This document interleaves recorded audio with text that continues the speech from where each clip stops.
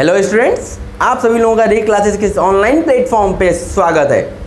तो जैसा कि बच्चों हम लोग प्रीवियस क्लास में कैथोड रेज की डिस्कवरी के बारे में हम लोगों ने पढ़ा था और उसमें हम लोग उसकी कैरेक्टरिस्टिक्स के बारे में भी पढ़ चुके थे। लास्ट में हम लोग उसकी कैरेक्टरिस्टिक को ही ख़त्म किए थे। तो उसमें एक चीज़ मैं आपको बता देता हूँ। मैंने एक टर्म का नाम लिया था आपके सामने एक टर्म लिया था, स्पेसिफिक चार्ज।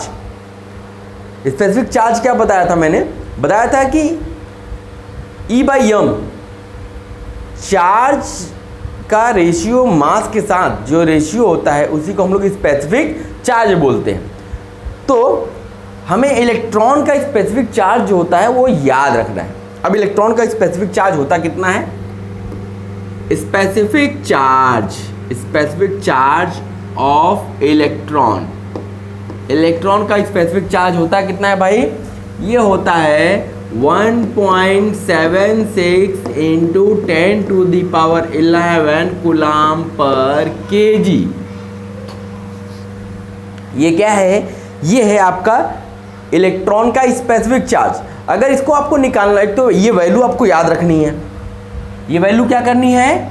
याद रखनी है, ठीक है। अगर मान लो गलती से याद न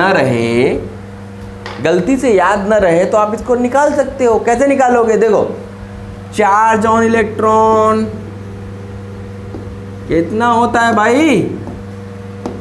इलेक्ट्रॉन पे चार्ज कितना होता है? 1.6 इंटू 10⁻⁻19 कूलम। ये इलेक्ट्रॉन का चार्ज होता है। इलेक्ट्रॉन का मास कितना होता है भाई? Mass of electron. अब ये सब चीज फंडामेंटल चीजें हैं, इसको याद रखना चाहिए आपको। कितना होता है मास भाई? 9.1 इंटू 10⁻31 केजी। ठीक। तो ये अगर आपको मिल गया, ये दोनों चीज़ पता है, तो क्या आप स्पेसिफिक चार्ज जो आपने पढ़ा था ये क्या होता है? E/m होता है। E मतलब इलेक्ट्रॉन का चार्ज नहीं, E मतलब चार्ज। Q भी लिख सकते हो आप, Q/m लिख लो, नहीं तो आप कंफ्यूज रहोगे कि भैया E लिखे थे मतलब हर जगह इलेक्ट्रॉन का चार्ज ही रहेगा। नहीं, जो पार्टिकल आप लियो उसका चार्ज, ठीक है। तो यहाँ पे ये हो गया 1.6 इंटू 10⁻⁻19 अपॉन 9.1 इंटू 10⁻31। अब देखो ये 31 को ऊपर ले जाओगे प्लस हो जाएगा 19 से 31 में से 19 माइनस करोगे तो आएगा 12। और ये 16/91 तो इसको लिख लो मतलब डिवाइड करना आपको यही मिलेगा। इसलिए बस ये याद रखना कि ये 1.76 इंटू 10⁻11 कूलम पर केजी होता है, ठीक है। तो इसको आपको याद रखना है। एक चीज और जान लो कि इलेक्ट्रॉन का सिंबल क्या है। सिंबल ऑफ इलेक्ट्रॉन क्या होता है, कैसे उसको रिप्रेजेंट करते हैं, तो ये भी आप जान लो कि इलेक्ट्रॉन का सिंबल क्या होता है। कभी कभी आपको ये इस फॉर्म में लिखा रहेगा, आपको पता ही नहीं कि यही इलेक्ट्रॉन का सिंबल होता है। क्या होता है भाई? ये होता है -1 E0। ये इसका सिंबल है। -1 E0 ये इसका क्या है? सिंबल है। इसको भी आपको याद रखना है। ओके, हो गया? चलो, तो अब ये नोट डाउन कर लो बच्चों। फिर अब हम लोग चलते हैं अपने दूसरे फंडामेंटल पार्टिकल की तरफ और उसकी डिस्कवरी कैसे हुई थी उसके बारे में बात करते हैं। नोट कर लिए बच्चों? Okay okay.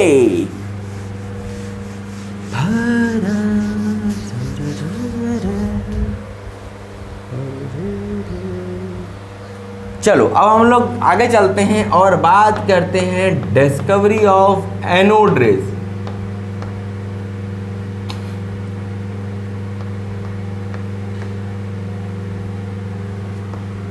Discovery of anode rays.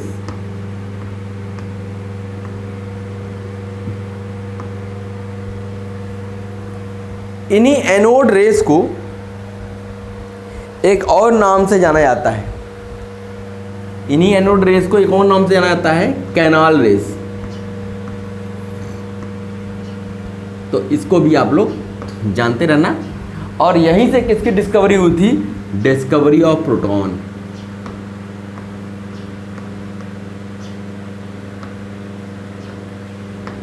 यहीं से जो हमारा दूसरा फंडामेंटल पार्टिकल है उसकी डिस्कवरी हुई थी। ओके, अब देखो ये पूरा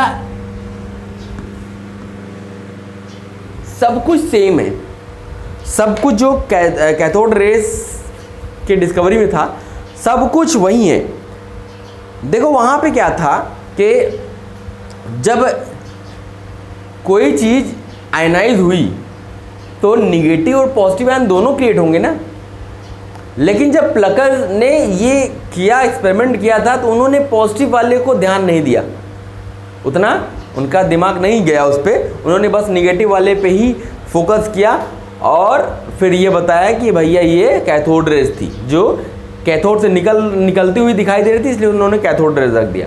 लेकिन अब वहाँ पे जब आयनाइज हुआ तो पॉजिटिव आयंस भी होंगे, निगेटिव आयंस, तो भाई पॉजिटिव आयंस भी तो कहीं जाएंगे, तो पॉजिटिव आयन किधर जाएंगे? निगेटिव टर्मिनल की तरफ जाएंगे।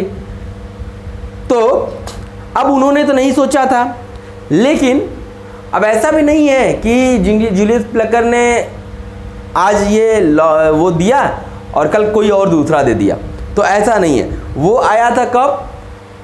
1850 कितने में आया था भाई? 1859 में, जब उन्होंने अपना एक्सपेरिमेंट किया था तो उन्होंने किया था 1859 में।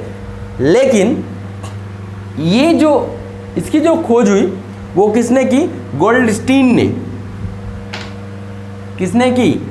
गोल्डस्टीन ने की। और कब की?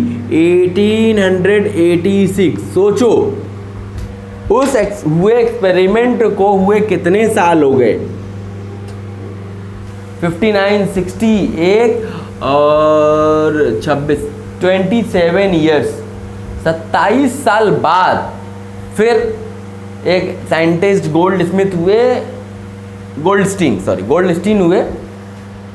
उन्होंने कुछ नहीं किया, बस उनका ये दिमाग चला कि भैया जब प्लकर जी ने खोजा था तो नेगेटिव आयंस के बारे में उन्होंने बताया था कि नेगेटिव जो पॉजिटिव की तरफ जा रहे थे, तो इसलिए और वो कैथोड से लग रहे थे, निकल रहे थे, तो उन्होंने उसका नाम दे दिया कैथोड रेस। तो भैया लेकिन जब उसमें आयनाइज हुआ तो पॉजिटिव आयंस भी तो रहे होंगे, वो कहाँ गए?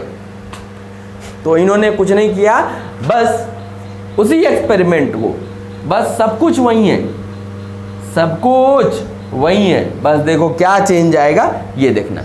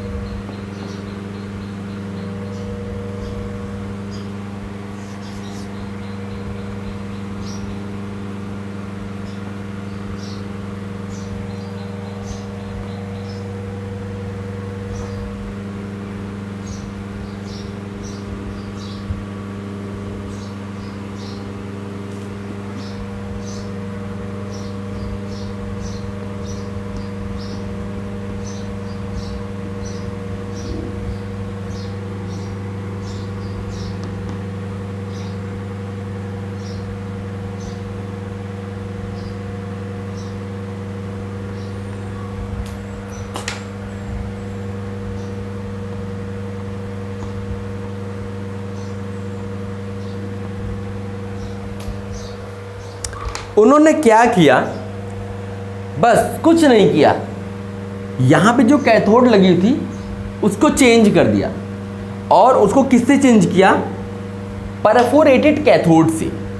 ये हमारी क्या है? परफोरेटेड।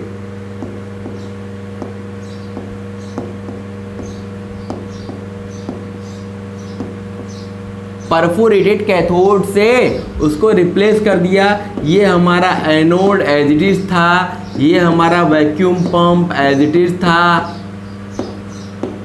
सब कुछ वही था। ये हमारी बैटरी एज इट इज थी, एज इट इज। इसमें क्या था, गैस था at very low pressure, gas at very low pressure, बहुत लो प्रेशर पे गैस भरी थी। लेकिन चेंज क्या आया, चेंज ये आया कि जब इन्होंने ये परफोरेटेड कैथोड से इसको रिप्लेस किया, इसमें चेंज क्या था, इसमें होल्स थे। क्या थे इसमें, होल्स थे। अब क्या हुआ कि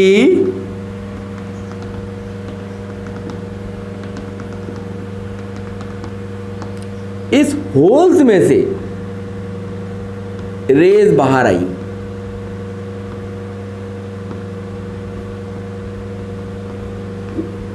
इस होल्स में से रेज बाहर आई। तो अब क्योंकि ये निगेटिव था, तो इसका मतलब ये हुआ कि ये क्या थी, आपस में पॉजिटिव नहीं होंगी। और ये लग किधर से रहा है, लग रहा है कि एनोड से आ रही हैं। जब एनोड से लग रहा है कि आ रही हैं, तो इसलिए इन्होंने नाम दे दिया इसका एनोड रेज। क्या नाम दे दिया, एनोड रेज। और इन होल्स को कैनाल बोला जाता है, इसलिए इसी के नाम पे इसका नाम पड़ गया कैनाल रेज, एनोड रेज या कैनाल रेज। ठीक है, समझ में आ गया। ओके, तो इसको नोट कर लो। इसको किसने खोजा था, गोल्डस्टीन ने। कब खोजा था, 1886 में। ये सब छोटी छोटी चीज़ें नोट कर लिया करो बच्चों, क्योंकि ये सब एग्जामिनेशन पॉइंट ऑफ व्यू से बहुत इंपॉर्टेंट होते हैं। ठीक है, तो ये सब चीज़ें आपको नोट करते रहना चाहिए। एक प्रॉपर नोट्स बनाना बहुत ज़रूरी है, वही आपको एक अच्छे मंजिल तक पहुंचाने का कार्य करती है। ओके, तो नोट कर लो इसको। फिर अब हम लोग इसको लिख लेते हैं क्या हुआ था। इरेज कर दूं। ओके, बस एक चीज याद रखना कि इन्होंने कैथोड जो था उसको परफोरेटेड कैथोड से रिप्लेस कर दिया, जिसमें क्या होते थे, होल्स होते थे। और उस होल्स में से रेज बाहर आई। वो लगा कि वो एनोड से आ रही, इसीलिए उसका नाम पड़ गया एनोड रेज। और क्योंकि उस परफोरेटेड कैथोड में होल्स थे, जिसको कि कैनाल्स बोलते हैं, तो इसीलिए इसका नाम पड़ गया कैनाल रेज। तो अब क्या हुआ था ये लिख लेते हैं। In 1886, Goldstein performed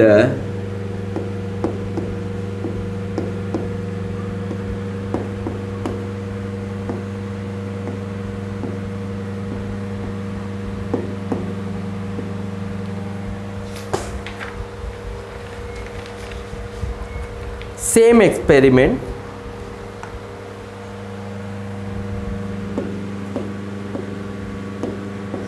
experiment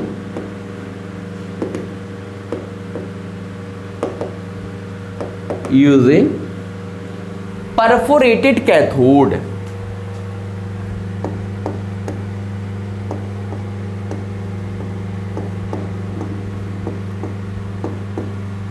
Using perforated cathode, जिसमें क्या था, holes, having holes.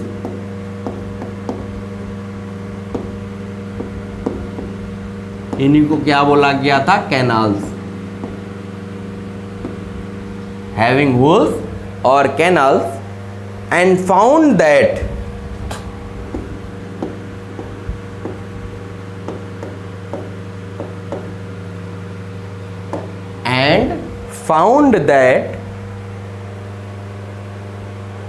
rays are not traveling from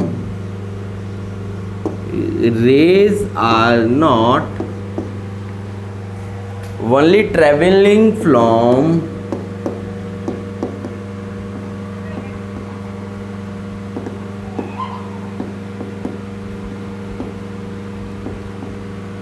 cathode to anode, केवल रेज जो है कैथोड से एनोड की तरफ नहीं जा रही हैं। उन्होंने ये देखा कि but simultaneously also travelling from anode to cathode, but simultaneously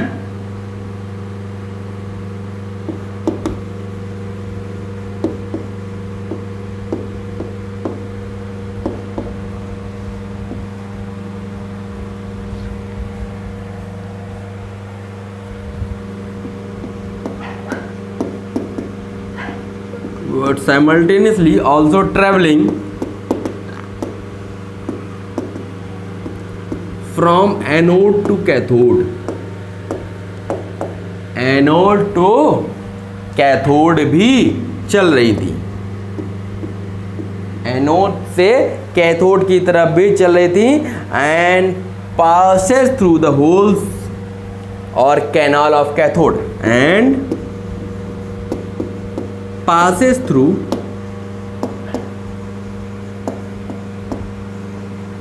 holes or canal of the cathode.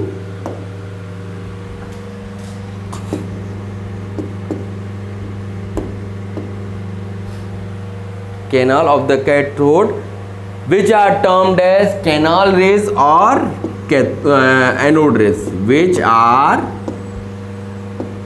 termed as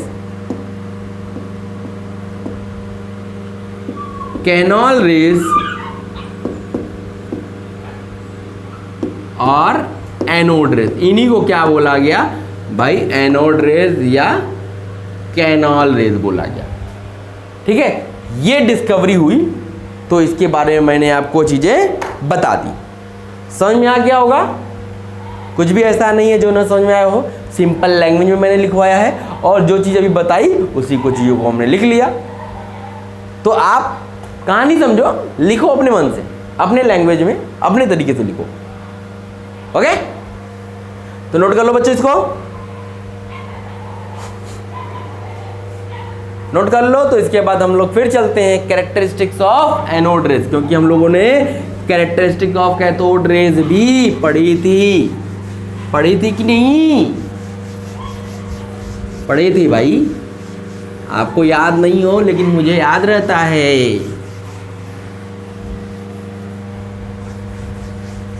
okay, चला जाए आगे। तो अगली हेडिंग डालिएगा, characteristics of anode rays.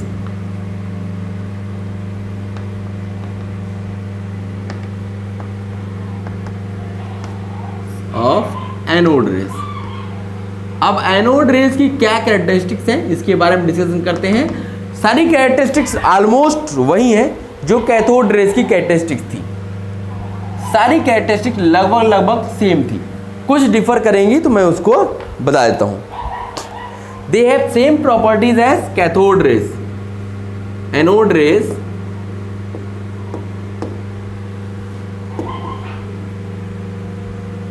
have same properties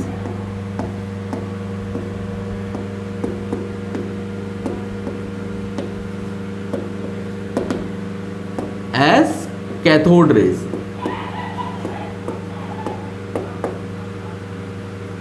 Anode rays have same properties as cathode rays. Only difference is that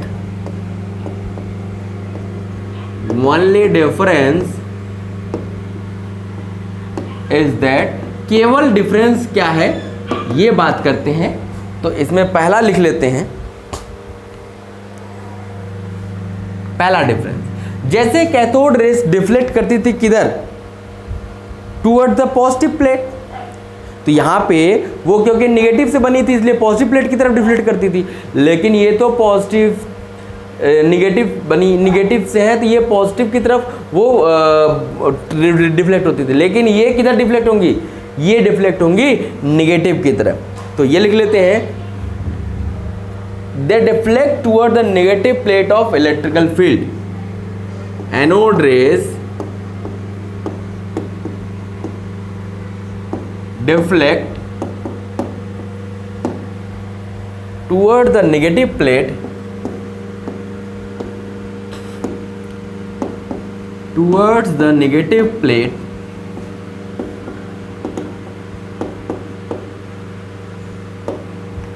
towards the negative plate of electric field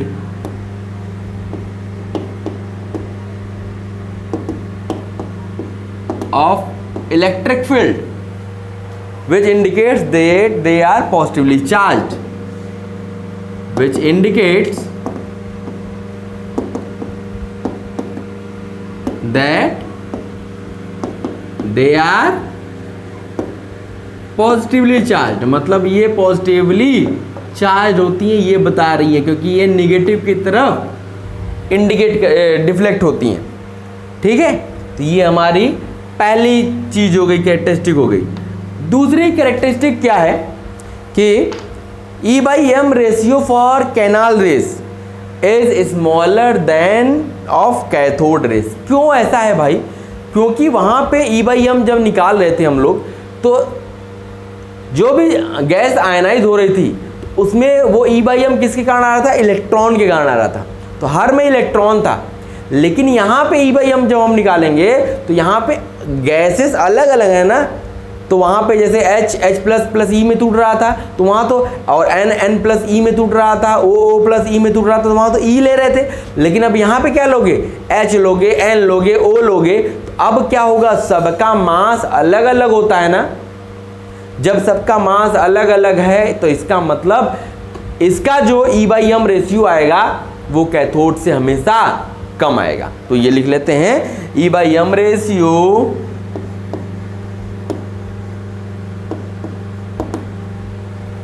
for anode rays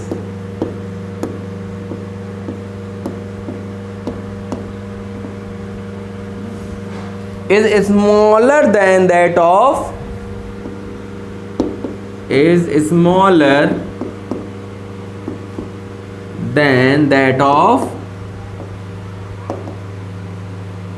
cathode rays।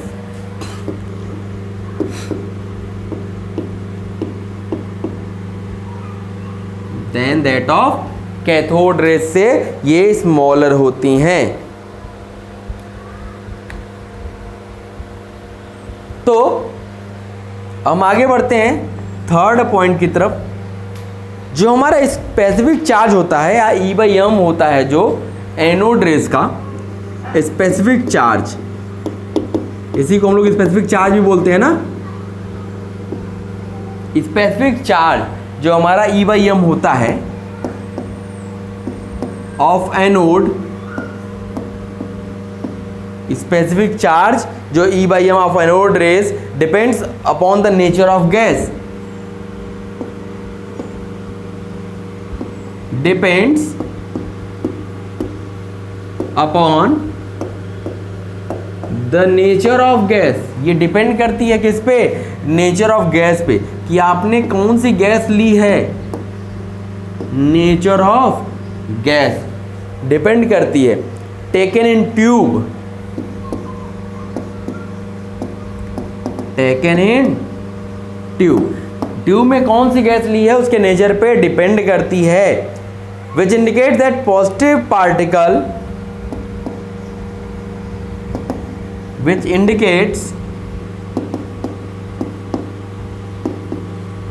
that positive particles, which indicates that positive particles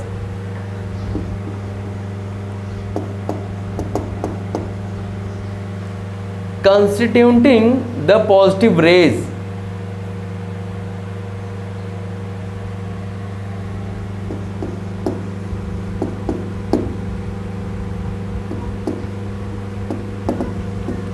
constituting the positive rays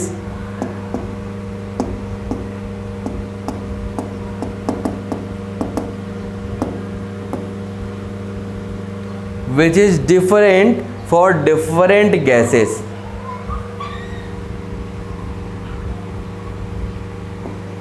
is different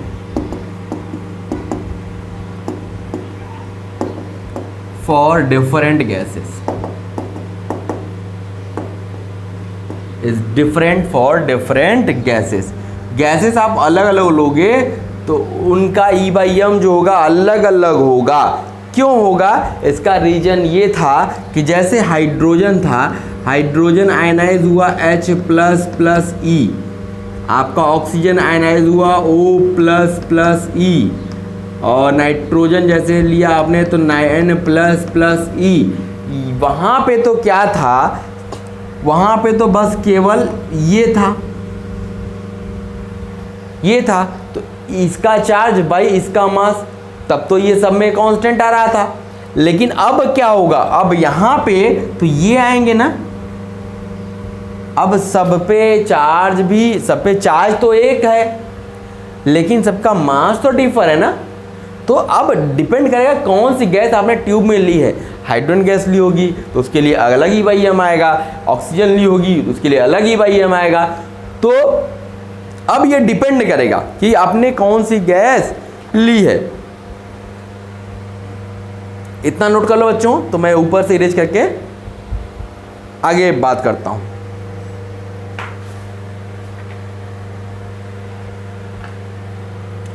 हो गया?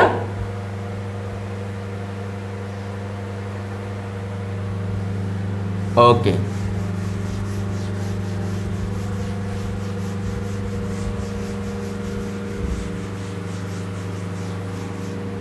देखिए, जो ये E/M मिला हमको, this E/M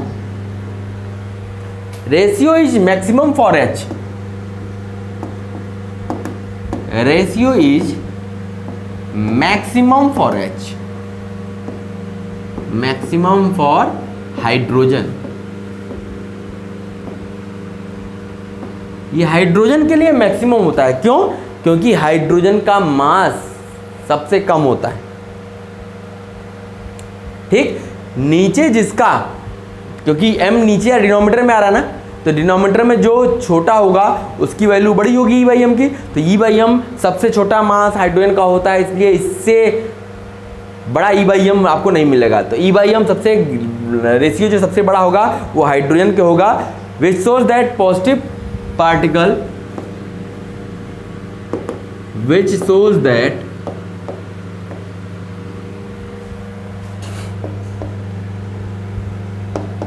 positive particles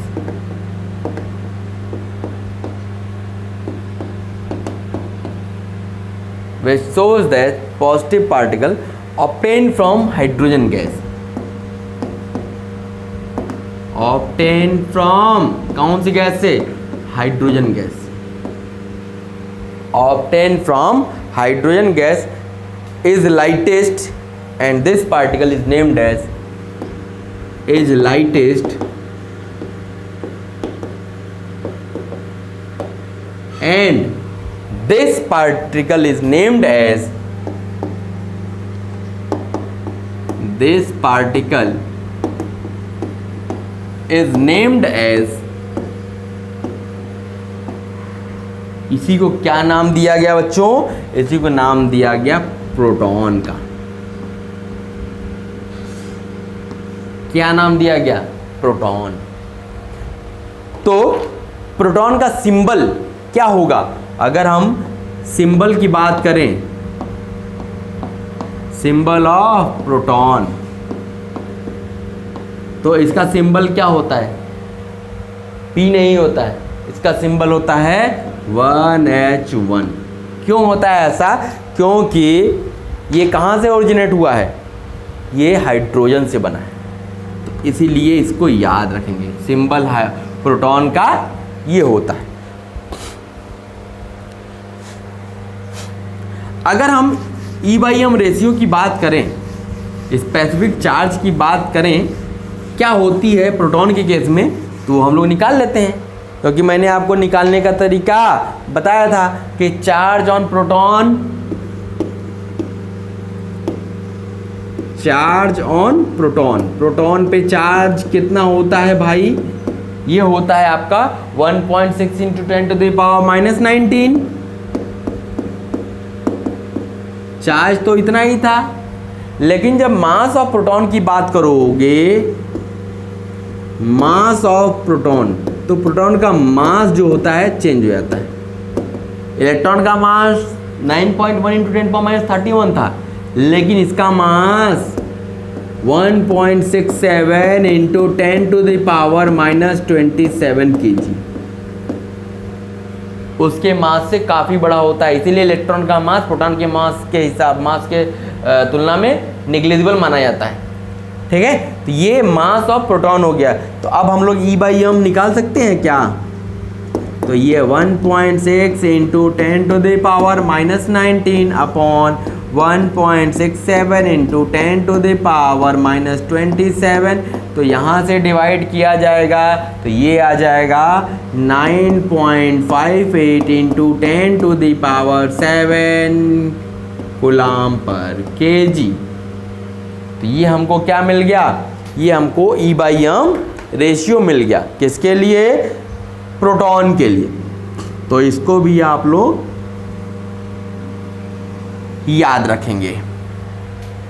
okay, तो इतना note कर लो बच्चों।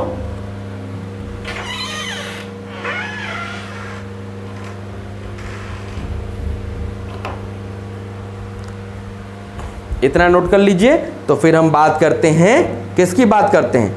डिस्कवरी ऑफ, अब एक ही फंडामेंटल पार्टिकल और बचा, कौन सा? न्यूट्रॉन बचा। तो उसके बारे में बात कर लेते हैं। और आज की क्लास में इन तीनों फंडामेंटल पार्टिकल्स की डिस्कवरी, मतलब एक तो कल ही हो गई थी, दो आज हम लोग डिस्कस कर लेते हैं। ओके, चलो नोट कर लिया बच्चों। Okay,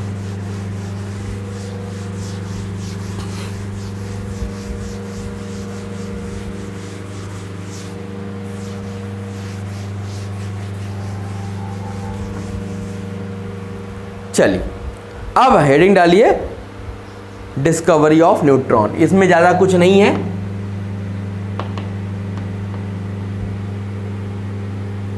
discovery of neutron.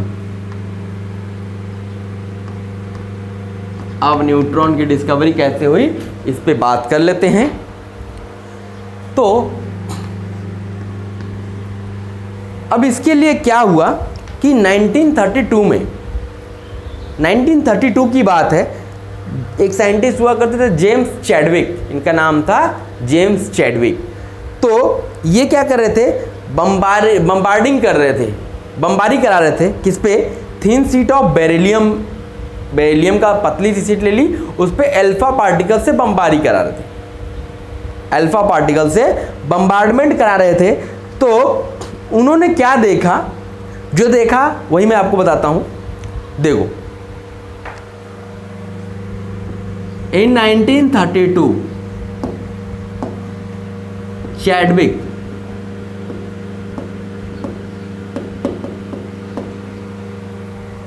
Chadwick was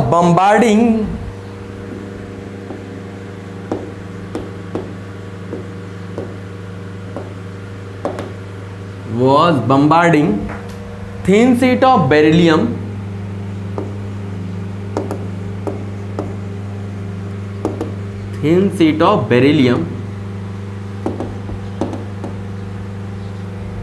with alpha particles,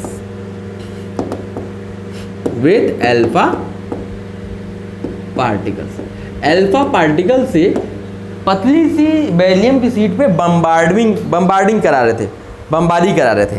तो देखो क्या था, जैसे उन्होंने क्या किया, बेरिलियम की शीट ली,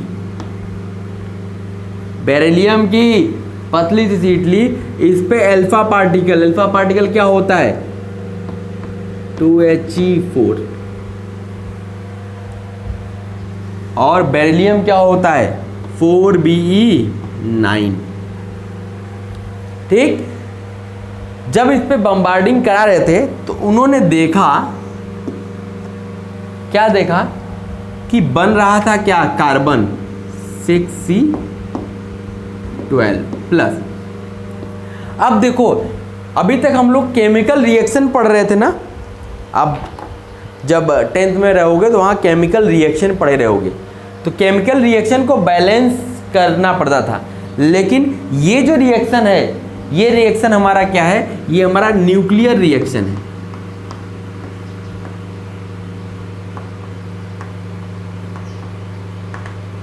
ये हमारा क्या है, न्यूक्लियर रिएक्शन है।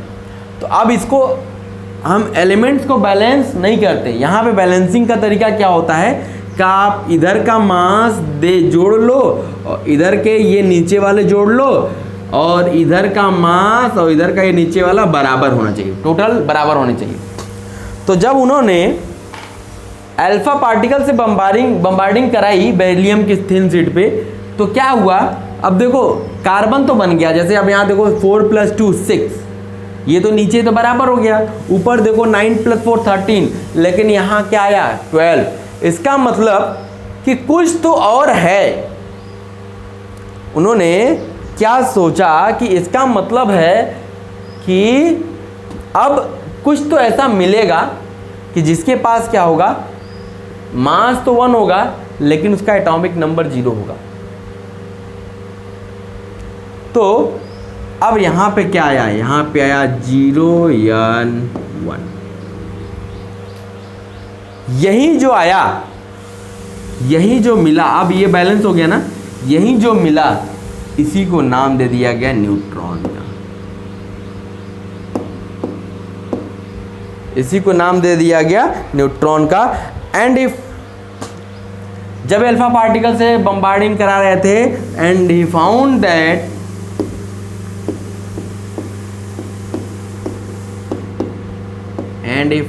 दैट अ न्यू पार्टिकल, एक नया पार्टिकल मिला, अ न्यू पार्टिकल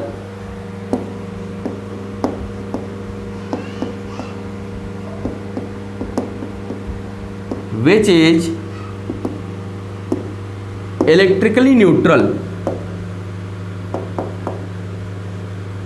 जो कि इलेक्ट्रिकली न्यूट्रल था। ये किसी भी, अगर इसके पास इलेक्ट्रिक और मैग्नेटिक फील्ड लगा दिए तो ये किसी भी तरफ डिफ्लेक्ट नहीं हुआ। इसका मतलब ये इलेक्ट्रिकली न्यूट्रल था but having slightly greater mass,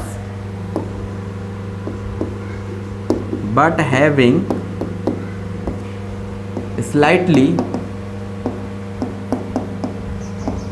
greater mass. लेकिन इसके पास क्या था, स्लाइटली थोड़ा ज़्यादा मास था, किससे, than proton, than proton, proton से थोड़ा सा ज़्यादा मास था। एंड आर इमिटेड, ये क्या हुआ, इमिट हुए, आर इमिटेड, आर इमिटेड, ये इमिट हुए। And he named the particle as neutron, and he named a particle, उन्होंने क्या नाम दिया, named a particle as neutron, उन्होंने इसका नाम दे दिया न्यूट्रॉन। और न्यूट्रॉन की खोज हो गई, न्यूट्रॉन की खोज हो गई।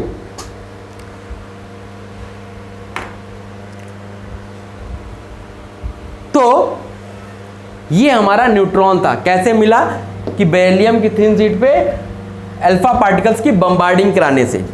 ये क्या था, अल्फा पार्टिकल, इसी को अल्फा पार्टिकल बोलते हैं। हीलियम को ही अल्फा पार्टिकल बोला जाता है, ठीक है। तो नोट कर लिया बच्चों। तो हमने क्या देखा, हमने ये देखा कि फंडामेंटल पार्टिकल्स हमारे क्या है, electron, proton, neutron. So electron, proton, neutron, oblique नहीं है, electron, proton, neutron are the fundamental particles, are the fundamental particles of all atom। ये फंडामेंटल पार्टिकल्स होते हैं सारे एटम के लिए, बस एक एटम के लिए नहीं होते हैं, एक्सेप्ट हाइड्रोजन।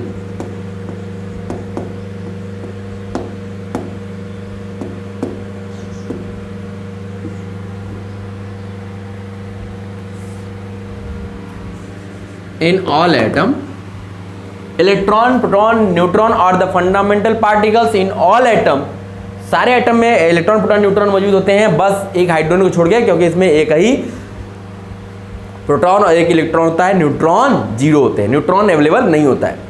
तो बस एक ही ये ऐसा है जिसमें कि तीनों फंडामेंटल पार्टिकल नहीं होते हैं, बाकी कोई भी आप एटम लोगे उसमें ये तीनों फंडामेंटल पार्टिकल्स पाए जाते हैं। ओके, तो चलो बच्चों, आज ही हमारा discovery of electron, proton, neutron यहीं खत्म हो जाता है। फिर अगली क्लास हम लोग मिलेंगे तो इसके आगे की चीजें कंटिन्यू करेंगे। Okay, thank you.